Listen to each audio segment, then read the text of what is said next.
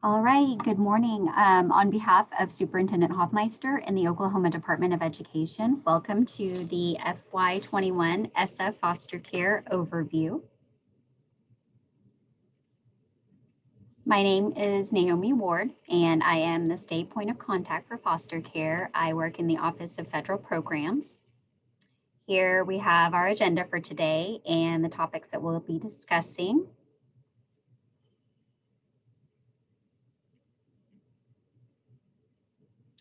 Alrighty, let's get started. Okay, so on December the 10th of 2016, the foster care plan was implemented under the Every Student Succeeds Act. The plan was implemented to provide protections for foster care students and to promote educational stability and success in collaboration with child welfare agencies and tribal agencies as well.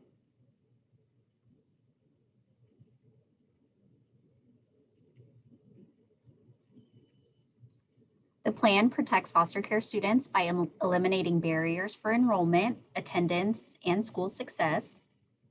The plan also provides foster care students the opportunity to meet the same standards to which all students are held.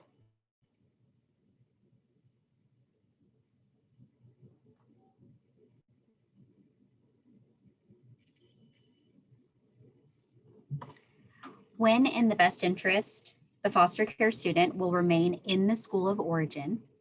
They will also be provided with immediate enrollment. And if necessary, school districts may also provide them with transportation as well. Local education agencies must collaborate with local child welfare agencies as well as tribal child welfare agencies to implement Title I educational stability provisions.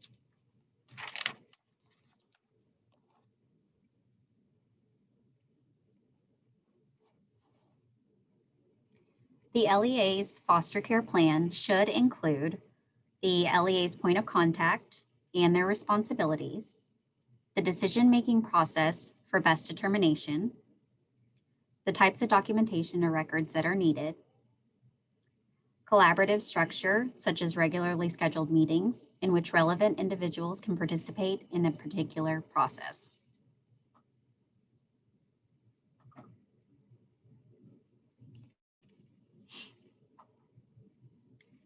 Best interest determination documents, district transportation procedures, clear written policies for how the district will remove barriers for children in foster care.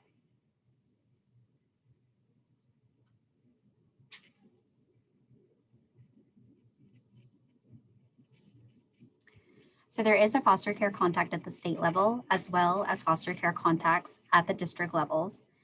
And the state level point of contact is responsible for coordinating with state and tribal child welfare agencies, facilitating data sharing, and also monitoring LEAs to ensure Title I requirements are being met.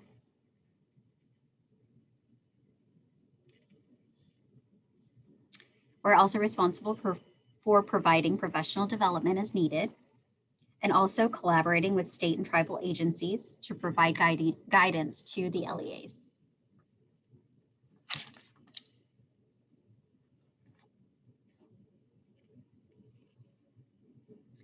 The LEA's point of contact responsibilities include coordinating with child welfare agencies' point of contacts, leading processes for making the best interest determination, maintaining documentation for best interest determination, facilitating transfer records and immediate enrollment. And here we have some additional responsibilities, including developing and coordinating transportation procedures and providing professional development as needed.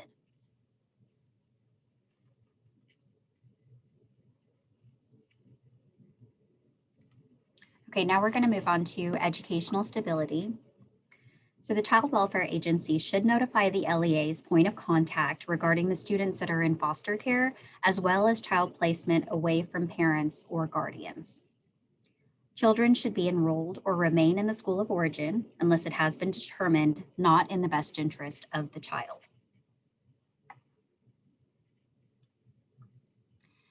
If there is a disagreement regarding school placement for a child in foster care, the Child Welfare Agency should be considered the final decision maker in making the best interest determination. Of course, this is also case by case, and I've had a lot of questions like this arise over the year. And if you are unsure as to what the best interest determination would be, please contact me and I will work with the Child Welfare Agency as well as the district to help you guys discuss what the best interest would be.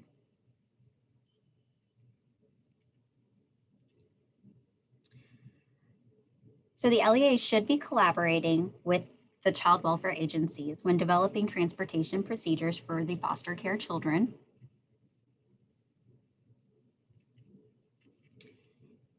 And when it is determined not the best interest for the foster student to be at the school of origin, the student should be enrolled at the school of residence immediately by the foster parent or the caseworker.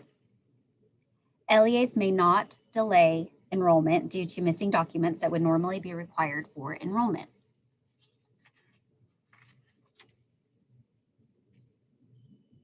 Now we're going to move on to transportation.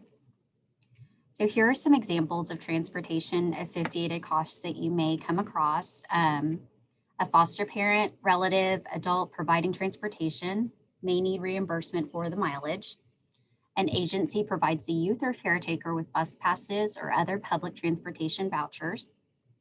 An agency contracts with a private transportation company to provide a bus, van, or a car for the foster care student. A district reroutes or adds a bus onto its fleet to accommodate transportation. Title I is an allowable funding source. However, funds reserved for comparable services for homeless children and youth may not be used for transportation of the foster care children.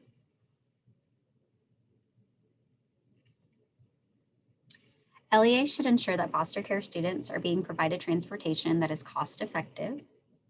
Low cost or no cost options should be explored.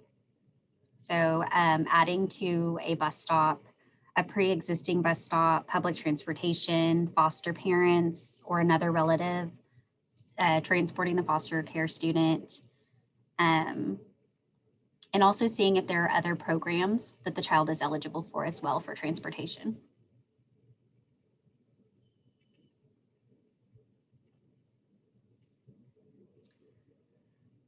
And here we have some examples of additional costs, some other additional costs that you may come across. An LEA provides the youth or caretaker with bus passes or other public transportation.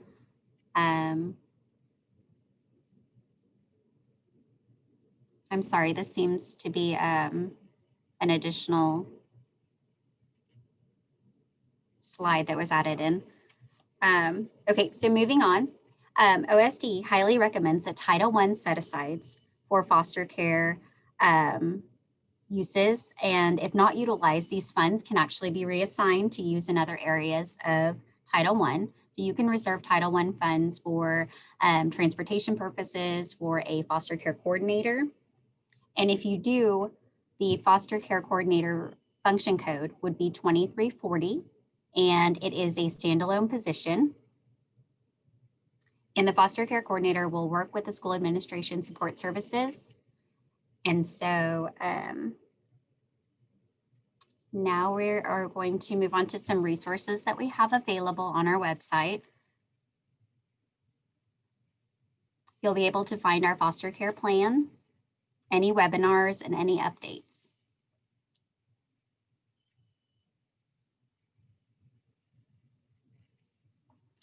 And here is my contact information if you need to contact me with any questions or concerns. And I'm also going to open it up now for any kind of questions that you all may have.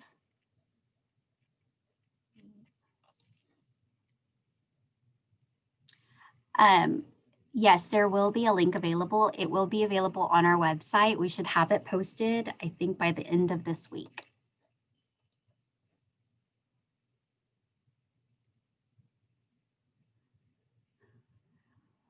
Lack of vaccination records. Could you provide me with a little bit more information on that question?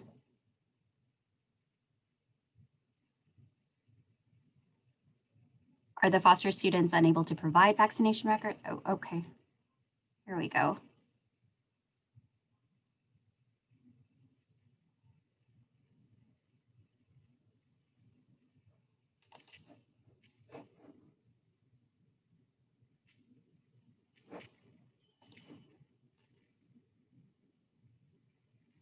The vaccination records, I'll have to check back with you on. Let me get your information.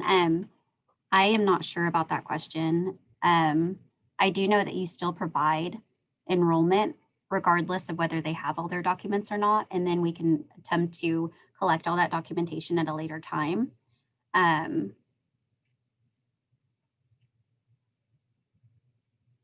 But yes, I mean, even if they do not have their vaccination records with them, we still have to enroll them. And at a later time, we can try to locate those vaccination documents. But other than that, if they completely do not have vaccination records, I will have to double check with DHS and also do a little bit more research and get back with you on that.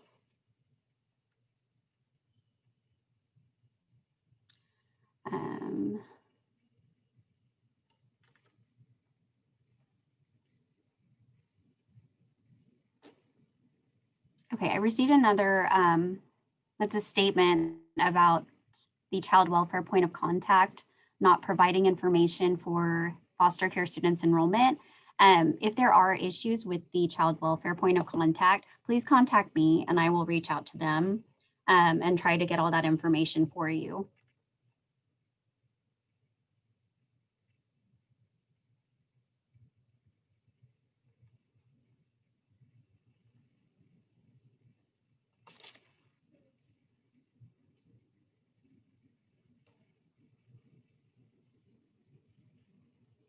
Is there any kind of limit on what they can provide us with? Is this in terms of, are we talking about child welfare agencies or?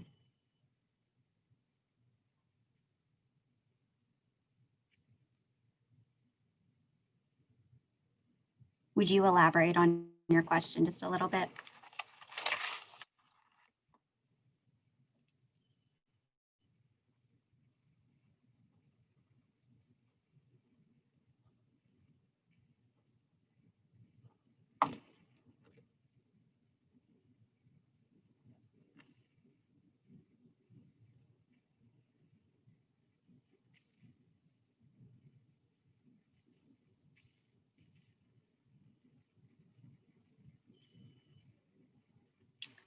Sometimes I'm told that confidentiality prevents them from sharing things that I think relate to the student's education. If you feel that there's information that you are needing to obtain from the child welfare point of contact that you are not receiving, once again, if you will contact me, I will get in contact with them and we can work something out.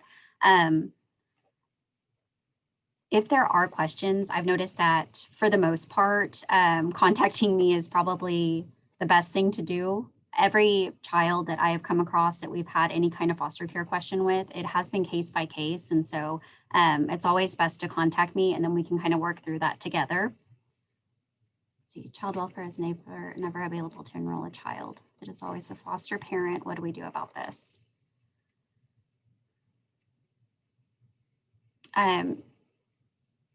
So the foster parent can enroll the child and should be enrolling the child. Usually it is not the caseworker. Is there an issue that you've come across because the child welfare caseworker is not there, or does the foster care parent, do they not have information for you? Could you elaborate on that a little bit, Wendy?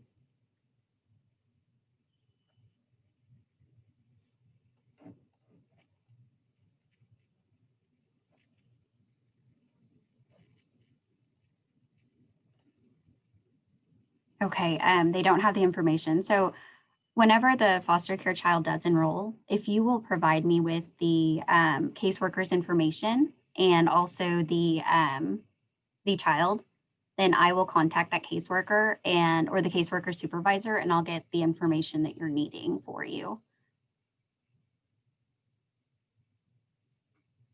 But I have noticed that a lot of times it just makes it a little bit easier just to go ahead and contact me.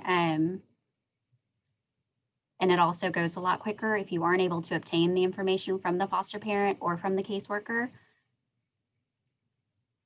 So I don't know if that helps, but yeah, always contact me if you have any issues with a foster parent, with a caseworker, with your child welfare point of contact.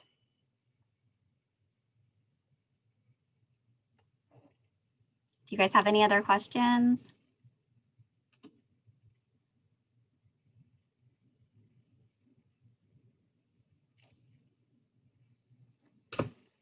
I'll give it just a couple more minutes.